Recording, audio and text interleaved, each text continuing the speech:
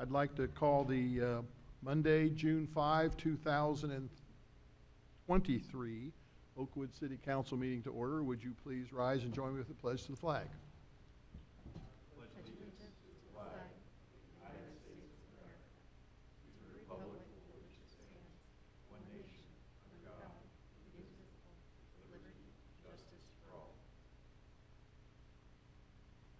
May I have a roll call, please, Lori? Mayor Duncan, Here. Vice Mayor Byington, Here. Mr. Stevens, Here. Mrs. Hilton, here, Mrs. Turbin.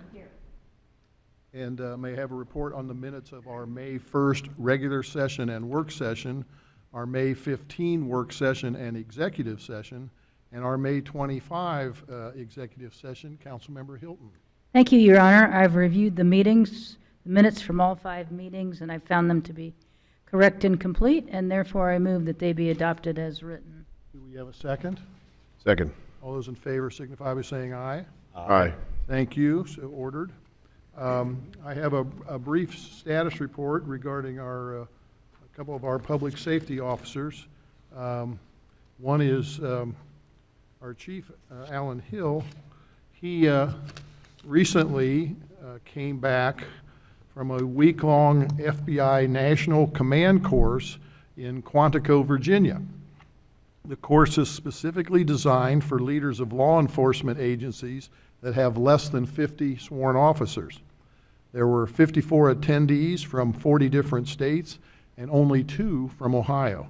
Chief Hill was one. It was pretty much of an honor for him to be selected for invitation to this course. The topics in the course included what matters most today in today's policing, recruitment and retention of personnel, leadership for a lifetime, image management, managing social media, stress and suicide in law enforcement, and emotionally intelligent leadership.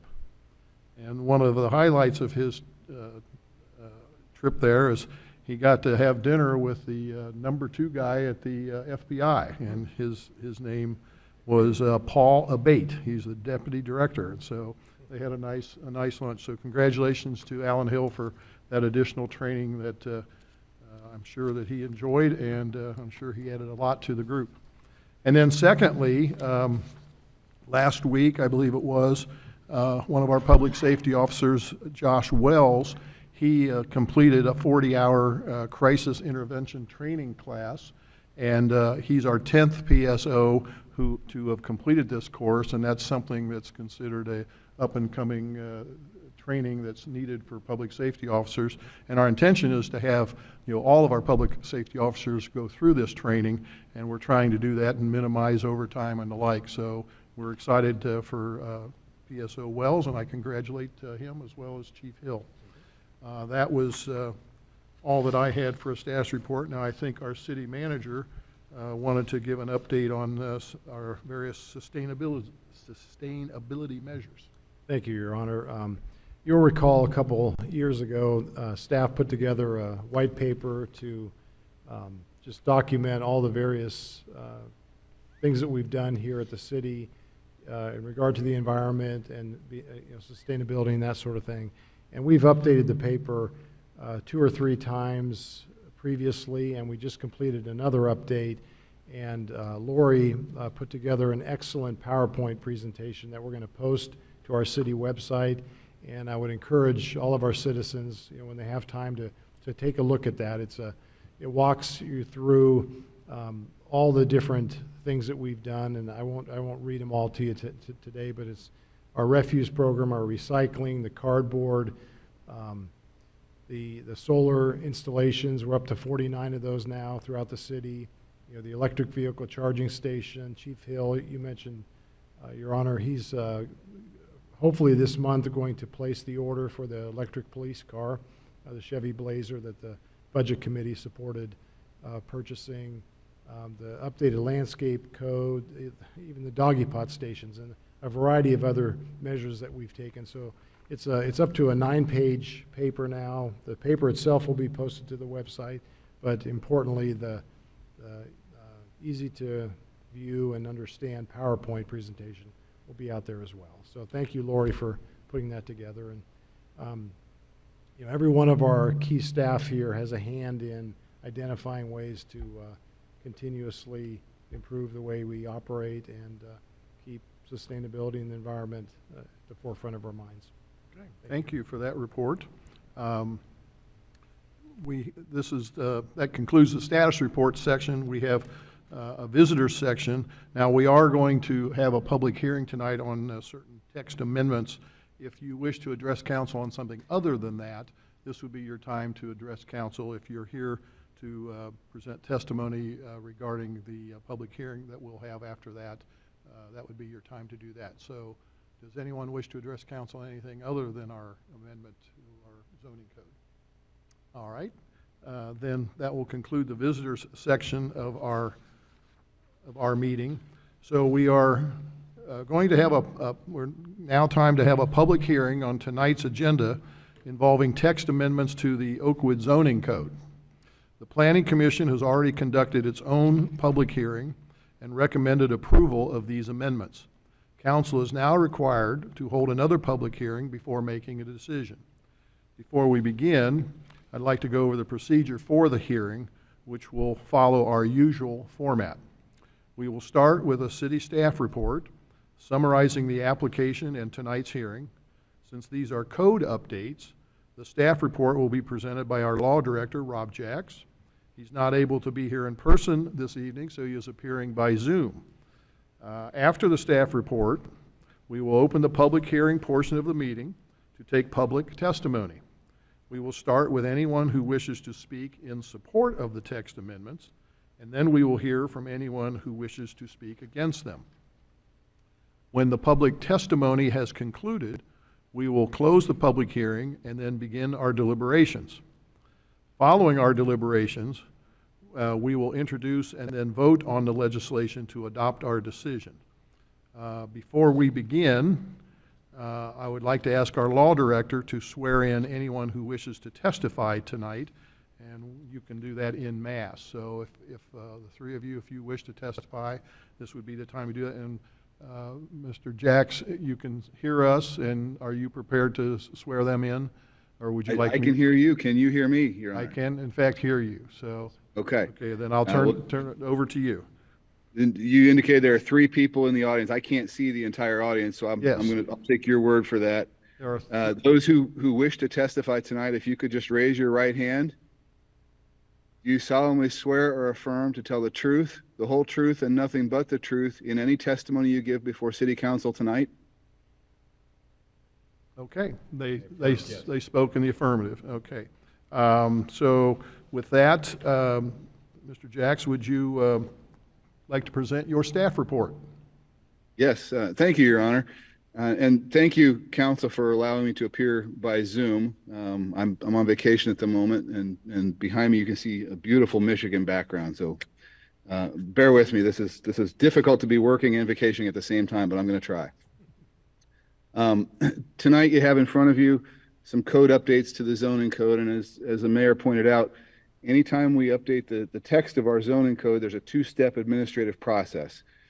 It goes to the Planning Commission first. They conduct a public hearing and hear from people in support or in opposition to it. They then make a recommendation to council. And in this case, there were 4 members present the day that it was heard at the Planning Commission back on May 3rd.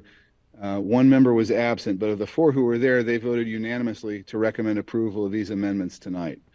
So that's now before council.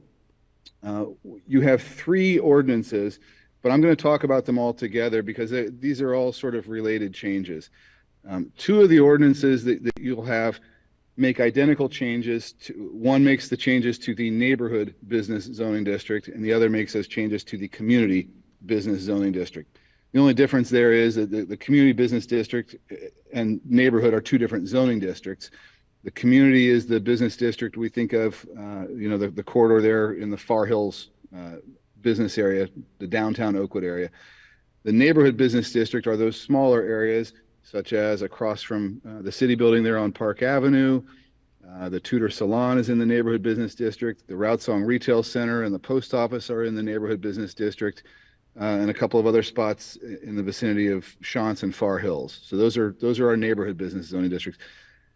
We're talking about the same changes being made to all of our business zoning districts, and then a couple of miscellaneous clarifications that I'll describe as well. I want to just kind of give you a quick summary of what these changes are, but before I do that, I want to sort of go into how we got to this. Oakwood has what we call an exclusive zoning code. In other words, uses are spelled out in the code, what you're allowed to do within a given zoning district, and those are the permitted uses there. If something is not on the list, or it's not itemized as being expressly permitted in a zoning district, then it's prohibited in that zoning district. The fact that it's not on the list means that the answer would be no if someone wants to open that type of business. What we have found over the years is that there have been several times now where we've had to turn businesses away because they had a business idea that wasn't on the list, or might have been on the list, but it was ambiguous enough that staff didn't feel that we could make the call that it was on the list. And so we've had to say no to some businesses that as staff, we thought would be very compatible with Oakwood. We thought would be uses that people would like to see in Oakwood, but unfortunately we had to say no.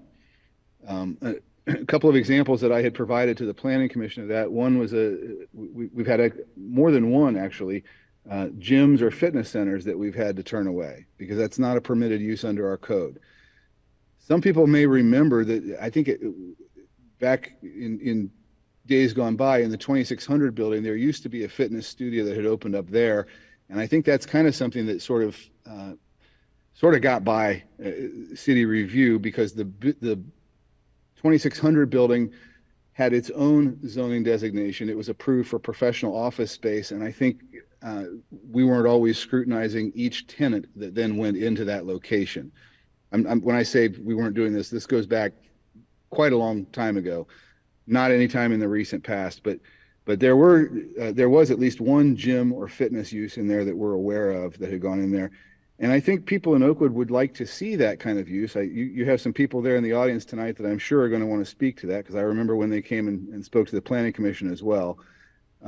That's something that I think Oakwood residents would like to see, and we would like to open up the code to allow that. So one of the changes that you'll see is that we've created a new category for what we call fitness, health, or wellness services. That would be an entirely new use category in the code that would be permitted in our business district. Another change, we expanded right now the code says you can have a beauty parlor, which I think is maybe becoming a little more of an outdated term when you talk about salon and beauty type businesses. We'd like to expand beauty parlor to also include salons and spas, for example, which may offer services beyond what is just traditionally associated with a beauty parlor itself.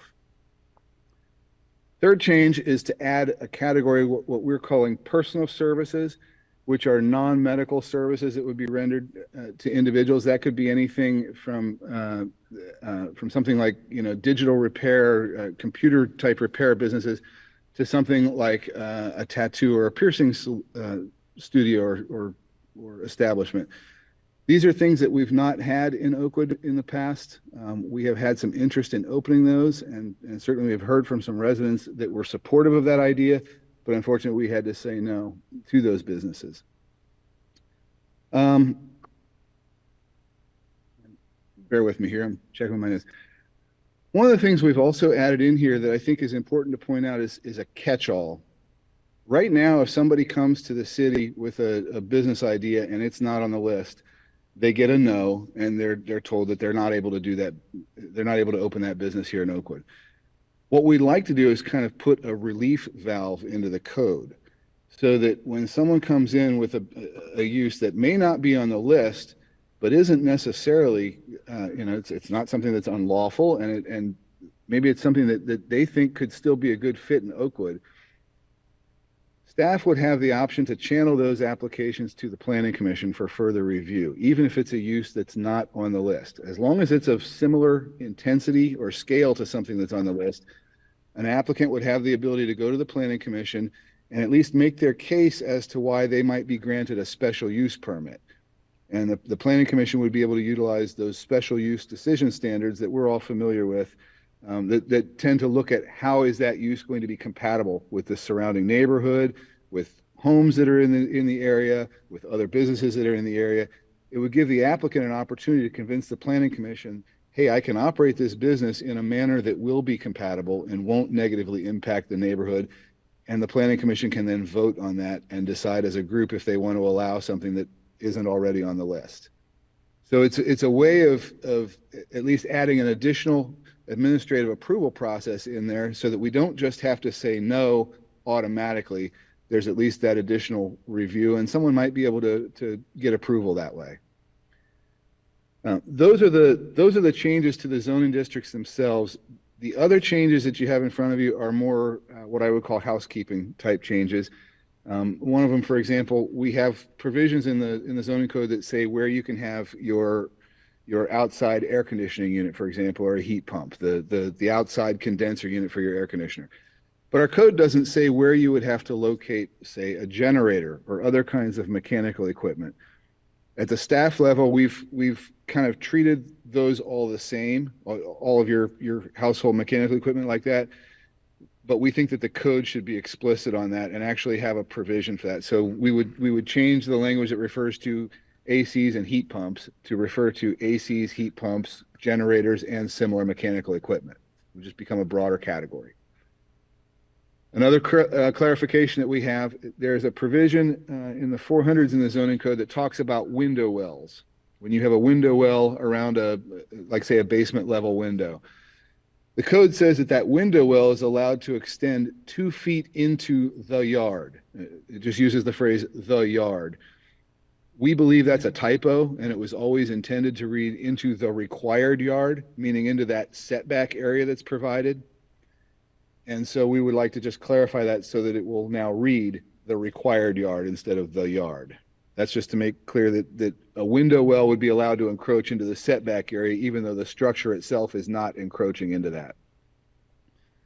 And then finally, the last change is just to ensure that our penalty provision for violations of the zoning code remains consistent with state law.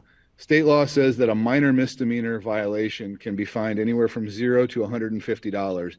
Our zoning code says that range is $0 to $100, and we'd like to extend that to the $150 to match state law. So those are the changes that you have in front of you tonight.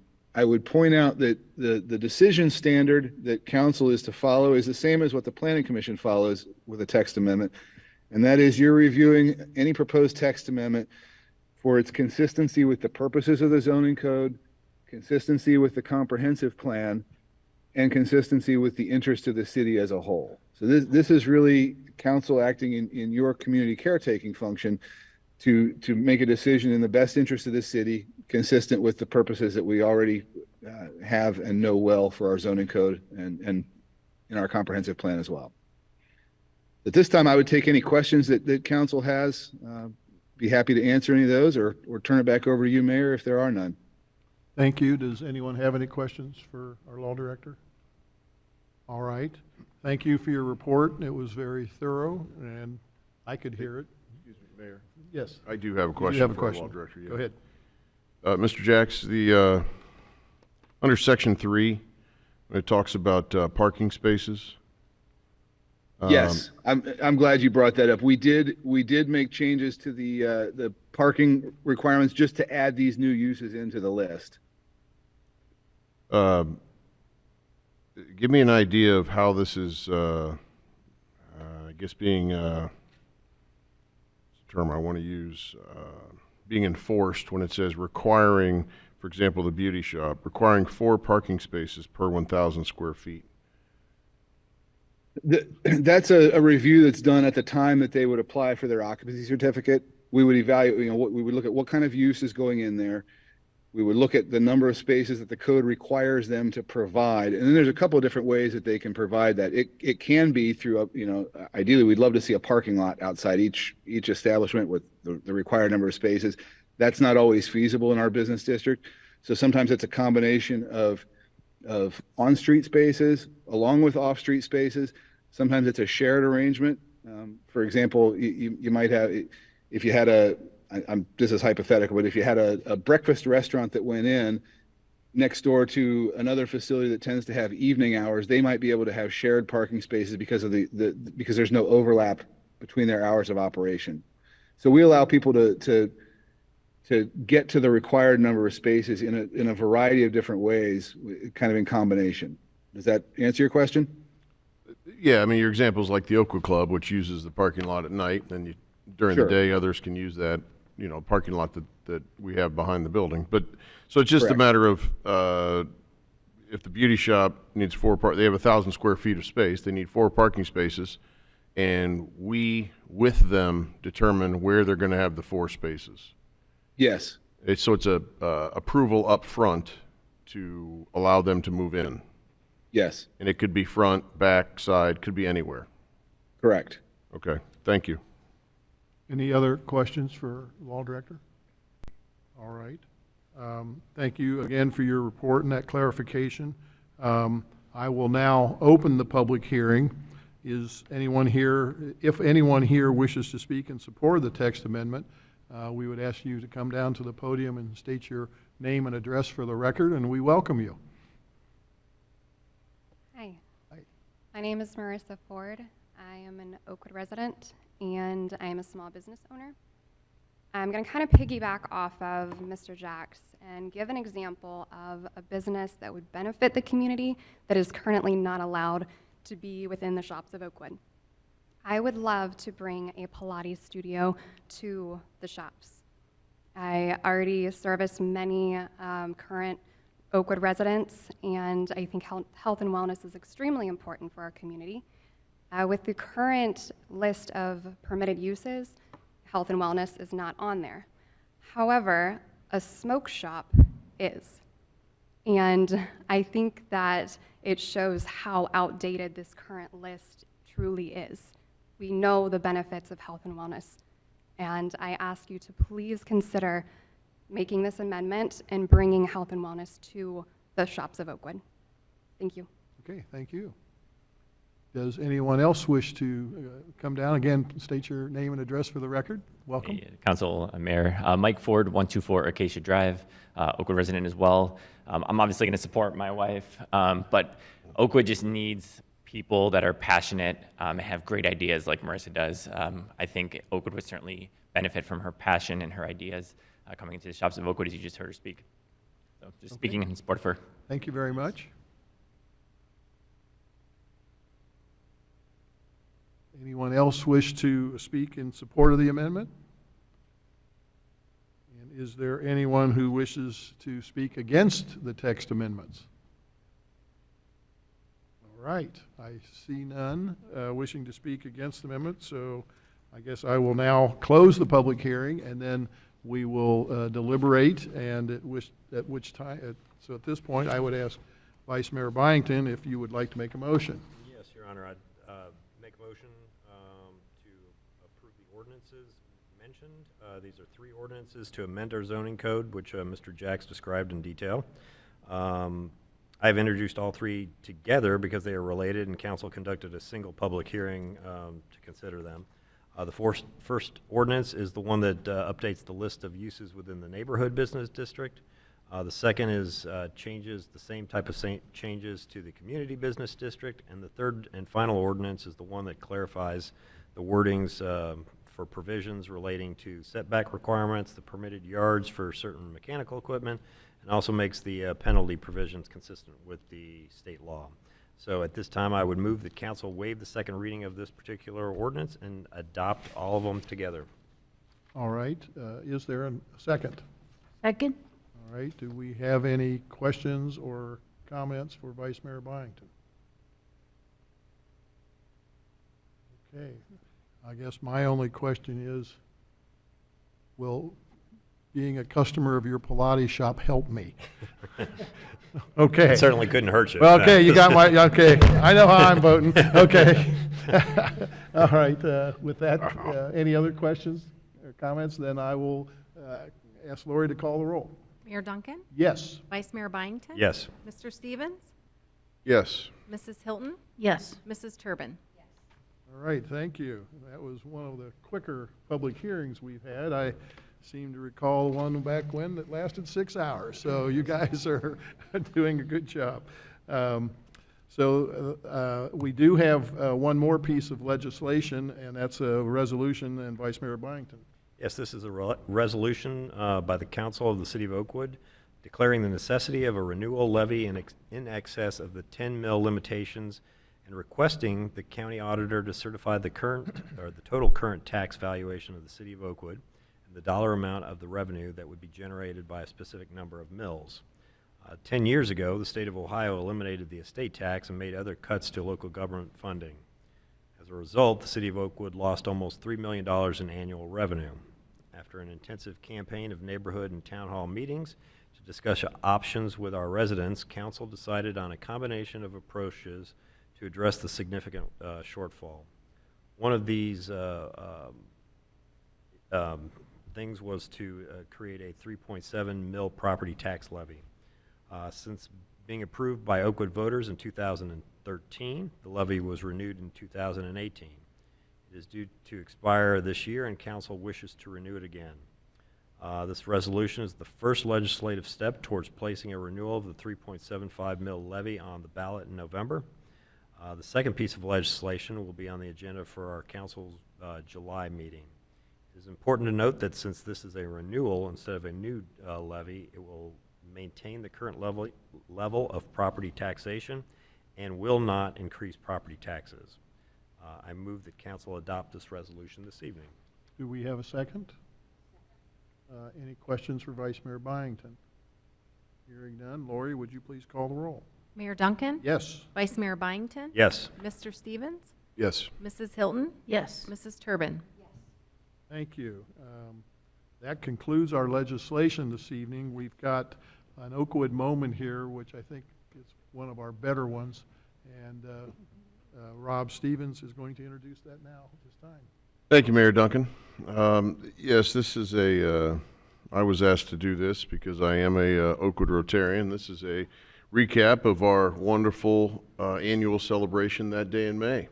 Literally all we're going to do is roll a video that was made and produced by Pivotal Media, which is owned by Dan Edwards, another fine Rotarian, and myself, and Steve and Norb are all Rotarians as well. And it's something we take pride in is that day because of, besides the fact that we see so many, families smiling and having fun, we also know that we raise a lot of money. Steve, do you remember the dollar amount that we announced? I want to say it was 25,000 somewhere. We're there. a little, close to 30. Maybe just under 30,000 we made in profit just the 2 days, that day in May and the golf outing. And of course, the best part of that is that goes to our foundation, which we then give to local charities. So that's what makes us very happy, on top of seeing the community happy. So, Lori, if you could roll this video, we'd appreciate it.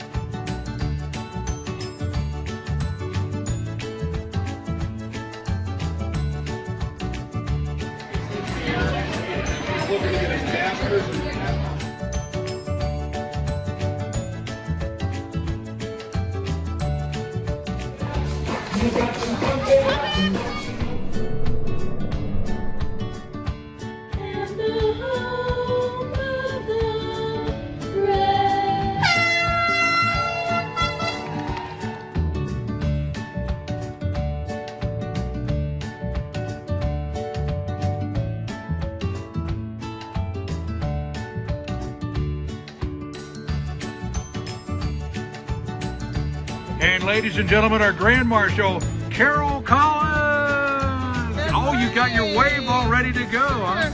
Oh, that's all. How long have you been practicing? Oh, just for days. Ever since I found out. When you found out, what did you feel? I mean, how did you feel about being the Grand Marshal of our That Day in May parade? Oh, I was very honored and humbled and very appreciative of the opportunity to not only serve Oakwood Rotary, but the Oakwood community. All right, we've got to also talk with our club president, Outward President Chris Eppley, Eileen and Jack. And Maggie. and Maggie. How you doing? How you feeling? What would Maggie be saying now if I were to Let do me a out. purple one? Yeah. Well, Chris, what's it like? I mean, you're kind of the outgoing president now. You get to ride in a parade. Kind of a big deal for an Oakwood resident. Well, it's pretty fun. It's a great day, and it's a great part to be a part of this community. Yeah.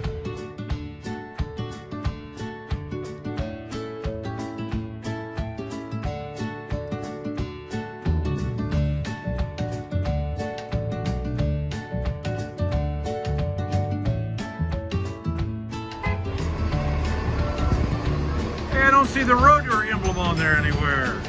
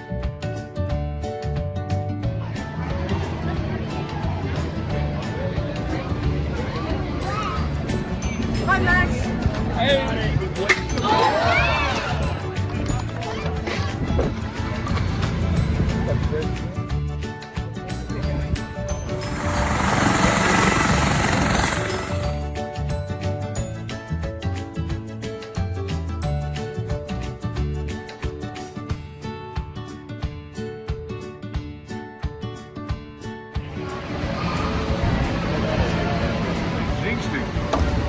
Look at that.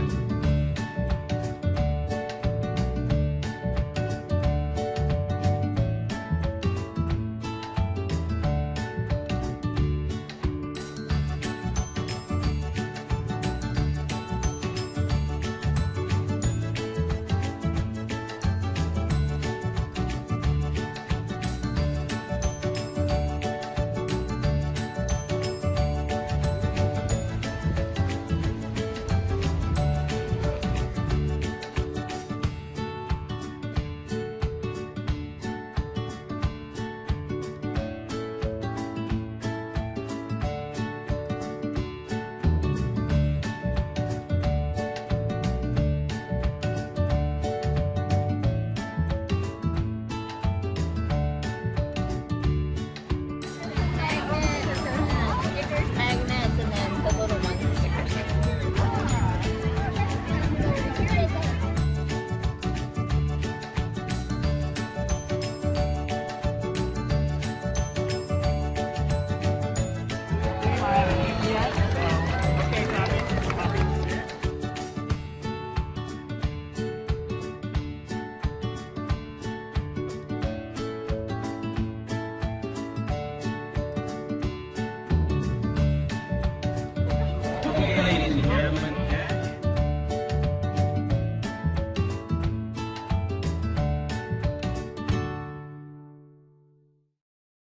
Should, yes, we should.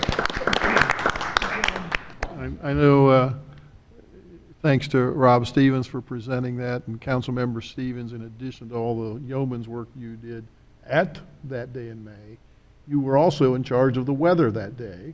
And once again, you delivered a beautiful weather forecast that actually came to fruition for that day. So congratulations to you for that as well. That tradition was formed years and years ago, and I got a 50-50 shot every year. So it worked out well this year. It was a beautiful day, and Monday was incredible at the golf outing as well. Yes. So All right. yeah, it was really nice. Okay, and the proceeds that was raised for the Oakwood Rotary go to support all sorts of charitable projects. Yeah, the foundation. Throughout the Just month. in Oakwood. Right. Yep. Oh yeah. Okay. All right, next it is time for our city manager's report. Thank you, Your Honor. 4 quick things.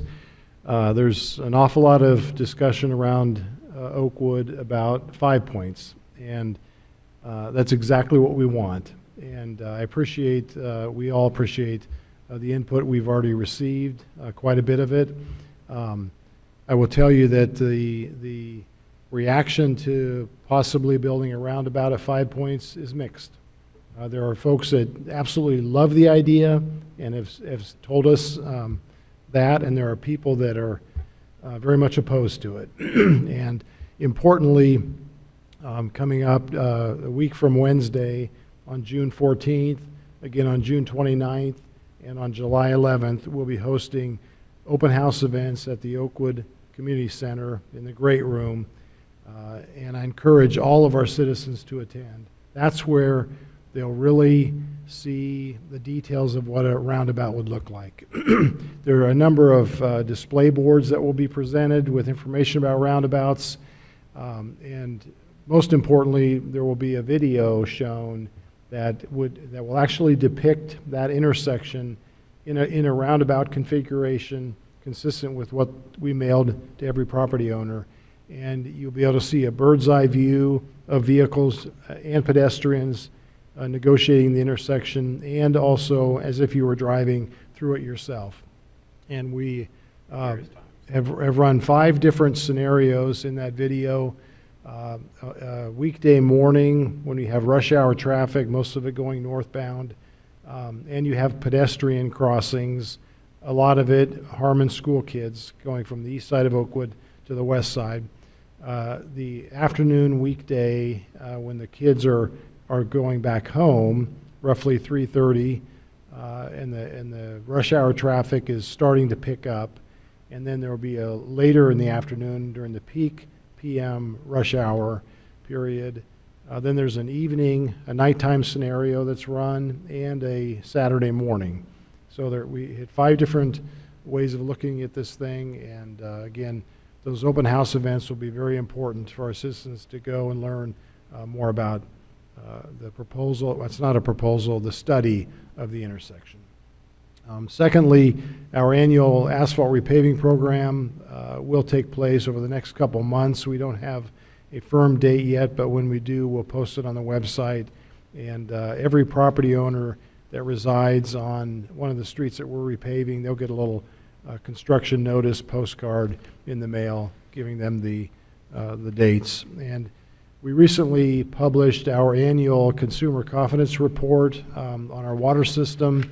It's a requirement of the U.S. and Ohio EPA. It's a 6-page document that has information about our water system and how it was operated in 2022, and it confirms that we operated consistent with or in compliance with all state and federal regulations. So that document is posted to our website, and if anyone wishes to have a hard copy of it, they should contact the Public Works Department. And then just to repeat what I said earlier during the status reports on our website, tomorrow we'll post a wonderful PowerPoint presentation that details the sustainability measures that we've implemented here over the last 20, 30 years. So that's all I have. Thank you. All right. Any questions or? 6 to 8 p.m. And they're drop-in. So during that 2-hour period on each of the 3 nights, we'll have the doors wide open. Folks can come right at 5 and leave at 5:15, or they can come at 6:45 and leave at 7, or all the way up to 8 o'clock. And we'll have at least 8 staff members there. Our traffic engineering consultant will be there, and I know council will be there as well. Okay. Any other questions for our city manager? All right. Then at this point, we will go to council comments. Councilmember Turbin.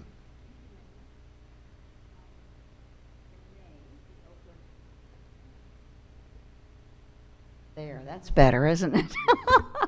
I thought I was sounding awful quiet. In May, the Oakwood Historical Society hosted all of the 3rd grade students for a field trip to the Long Romspert homestead. And it was 3 days of learning and fun, and I was lucky enough to be one of the docents. You know, the Long Romspert homestead was built in 1863, and so it has seen 160 years of local history. So it's a great place for the kids to learn about early Oakwood. I wanted to give a special shout out to one of my star pupils, and that was Signe McManaman. Besides being a star pupil, she sent me a wonderful thank you note, and so I just wanted her to know how much I appreciated it. So, Signe, thank you so much for that. I also wanted to thank Brian Metling. Brian is an Oakwood citizen and a lover of old cars, and he loaned us his Model T car so that during the tour I could talk about Henry Ford and how he wanted to make these low-cost cars so that everybody could own one. And one of the third graders raised his hand and he said, well, let me get this right. He said, so Henry Ford wanted to make his cars affordable. And I said, yes, so out of the mouths of babes. So anyway, so thank you again, Signe, and we look forward to hosting the third graders again next year. Thank you. Councilmember Hilton. No comments this evening, Your Honor. Thank you. Councilmember Stevens. I have no comments either. Vice Mayor Byington. Nothing from me, sir. Wow. Well, I, in fact, have a comment. So I was honored today to go out to the National Museum of the United States Air Force for the change in command ceremony for Major General Heather Pringle. She is retiring from the Air Force after 32 years of service and 17 separate tours of duty or changes of locations. She was the commander of the Air Force Research Lab, and I never heard so many acronyms in all my life, but however, that Air Force Research Lab is about a $3 billion operation inside with another $3 billion, an additional $3 billion of services they provide all over to customers here in the United States and across the world. And it is, I want to read this part. It's for science and technology. That's S&T is what they call it. And she was responsible for formulating a comprehensive technology portfolio that anticipates future warfighter needs while promoting risk-taking and problem-solving across the 6,000 member government workforce. And they're in about 10 different states and also in several different countries. She got her Bachelor's of Science in Human Factors from the U.S. Air Force Academy in Colorado Springs. She got her Master's of Arts in Engineering Psychology at the University of Illinois. And then she got her Doctorate of Philosophy in Engineering Psychology. And she had 3 children, one of whom is working on his doctorate in artificial intelligence. And no one knows what he's doing, but it's really pretty cool. But prior to that, she was in charge. She was the Deputy Chief of Staff for Strategic Plans. I'm sorry, before that she was Deputy Chief of Staff and then served as the Director of Strategic Plans for the United States Air Force. So she's going to be retiring, and then she's going to move, I believe, back to Colorado Springs and become the Chief Executive Officer of the Space Foundation. And the new commander is going to be Brigadier General Scott Kane, and he is coming after a successful command of Air Force Material Command in Eglin Air Force Base in Florida. And so we obviously welcome him to the Dayton area. We had the mayors of Xenia and Riverside was there along with myself, as well as the Dayton City Commissioner and the city manager of Dayton and a Greene County Commissioner of elected leaders there, and it was just a outstanding ceremony. So we're very fortunate to have Wright-Patterson Air Force Base in this town, and just the incredibly smart people and true patriots that work there. So that's about all I have for that, and I hope to, I don't know why they change command every 2 years, but I'll go to every one of these things because they're really nicely run events. So our next meeting is July 17th, I believe. That's Is that correct? Yes. Okay, and we are adjourned.